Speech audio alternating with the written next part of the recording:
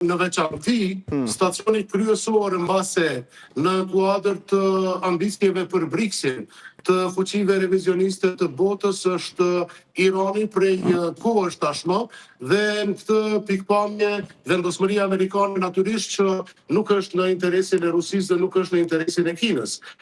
Por pa disiplinimin dhe pa rëzimin e kërcënimeve që paraqet regjimi iranian aktualisht, qoftë nëpërmjet mos lejimit të qarkullimit lirë në Hormuz, qoftë nëpërmjet proksive të tyre dhe sulmeve që ata i bëjnë her pas here në rajon, siç janë Hezbollahu, Hutit e të tjerë, nuk mund të kemi një siguri rajonale e cila në këndvështrimin amerikan përbën detyrën e partnerit më të rëndësishëm për të mbrojtur sigurinë e aleatëve në lindjen e mesme. Dhe mbi këtë bazë, përtej interesave gjeostrategjike të kontrollit të Hormuzit dhe të kontrollit të Oqeanit Indian. Për shkak se Shtetet e Bashkuara të Amerikës e kanë thënë dhe vazhdojnë ta theksojnë që është interes jetik për ta kontrollin mbi paqësorin.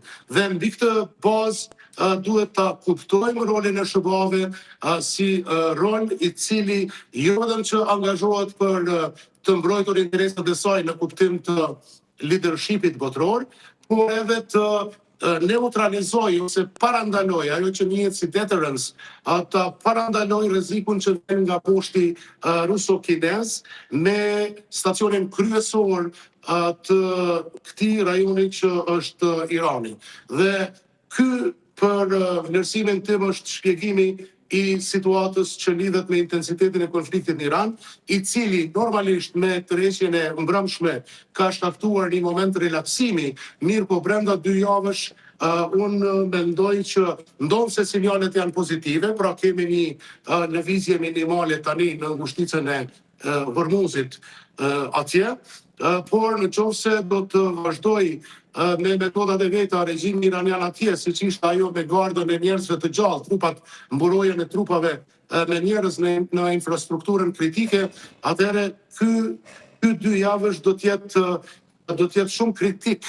Pra, nëse nuk do të kemi reflektim të regjimit në Iran sa i përket kushteve të paqes dhe të një armëpushimi afatgjatë. E kuptoj. Profesor, duke u kthyer pak tek situata në rajonin ton, djali Trump ishe në Banja Luka, çfarë sinjali është kjo? Nuk besoj që sepse është krijuar ideja që Trump dhe Amerika e kanë shkputur vëmendjen nga rajoni.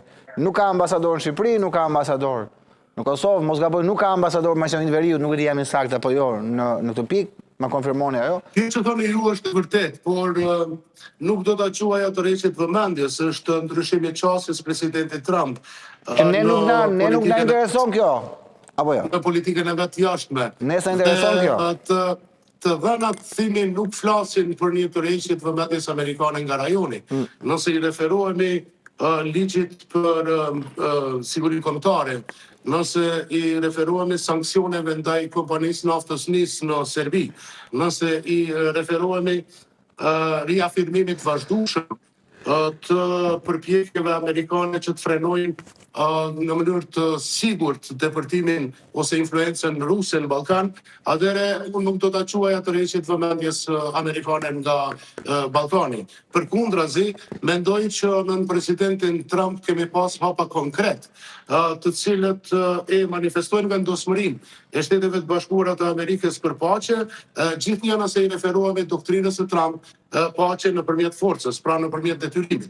Dhe mbi këtë bazë, nëse e kemi parasysh ligjin për sigurinë kombëtare, akti autorizues i sigurisë kombëtare i nëntorit vitit kaluar, mos të harrojmë që për herë të parë pas disa vitesh, Shtetet e Bashkuara të Amerikës rikonfirmojnë pozicionin e tyre sa i përket epilogut procesit të dialogut Kosovë-Serbi, i cili duhet të nënkuptoj njohjen reciproke mes dy vendeve dhe detyrimin e Serbisë që të raportojë në baza periodike sa i përket raporteve me Rusin dhe influencës ruse në Ballkan. Kështu që veprimet, pra vizita në Banja Luk mund të jetë e një natyre ndoshta në stilin si ka qenë edhe në Beograd më herët, edhe në Shqipëri, zonja e parë e të tjera, mirë po nuk besoj që janë sinjale të cilat duhet të interpretohen si ndryshime kursi në politikën e jashtme amerikane. Profesor, shumë faleminderit, e vlerësoj shumë kohën tuaj, ju uroj një vijim dite sa më të mbarë dhe punë të mbarë. Përshëndes. Faleminderit juve, thimi gjithë mirat. Faleminderit shumë. Ishe profesor Arben Fetoshi në këtë bisedë nga Prishtina, ku folëm pak për çështje e sigurisë. Padyshim drejtori i Institutit Octopus që merret me sigurinë, u ndalën pak të zhvillimet globale, më pas derdhëm tek rajoni jonë, çfarë pritet ndodh në Ballkan. Okej, publicitet, rikthehemi sërish, jemi në pritje të nisjes së mbledhjet së grupit parlamentar të Partisë Demokratike, duhet nisën në orën 13, po siç ndodh gjithmonë, ka vonesa. Publicitet, rikthehemi sërish.